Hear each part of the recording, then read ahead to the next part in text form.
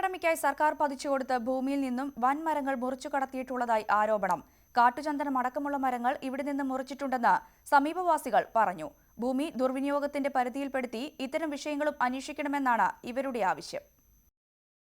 Law academic വിദ്യാഭ്യാസ ആവശ്യത്തിനായി സർക്കാർ പതിച്ചുകൊടുത്ത ഭൂമിയിൽ നിരവധി വൻമരങ്ങൾ ഉണ്ടായിരുന്നെന്ന് സമീപവാസികൾ. ഇവയിൽ പലതും പിന്നീട് അപ്രത്യക്ഷമായി. കാട്ടുചന്ദനമടക്കമുള്ള മരങ്ങൾ മുറിച്ചു മാറ്റിയതായി സമീപത്തെ ഹാർവിപുരം കോളനിവാസികൾ പറയുന്നു. മതിലിൻ്റെ സൈഡിലോട്ട് അപ്പുറത്തെ സൈഡിൽ കാട്ടുന്നുണ്ടായിരുന്നു. അത് നമുക്കറിയാം, നമ്മൾ കാണുന്നുണ്ടായിരുന്നു. അതൊന്നും ഇപ്പോൾ കാണാനില്ല. അതൊക്കെ മുറിച്ച് മാറ്റിയിട്ടുണ്ടായിരുന്നു. ആഞ്ഞിലി തേക്കെല്ലാം ഉണ്ടായിരുന്നു.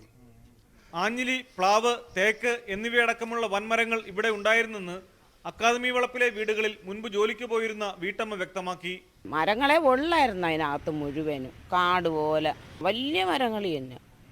പണ്ട് ഇവിടെ വനമായി കിടന്ന സമയത്തിനുള്ള മരങ്ങളാണ്, അല്ലാതെ ആരോടെ വെച്ച് പിടിപ്പിച്ചതൊന്നും അല്ലായിരുന്നു.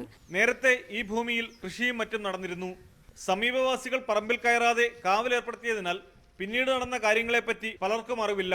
പഠനാവശ്യത്തിന് നൽകിയ ഭൂമി ദുർവിനിയോഗം ചെയ്തതായി റവന്യൂ വകുപ്പിന്റെ അന്വേഷണത്തിൽ കണ്ടെത്തിയിരുന്നു.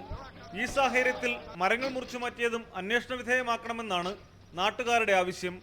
പ്രദീപ് സി. നിർമ്മൺ, ന്യൂസ് 18, തിരുവനന്തപുരം.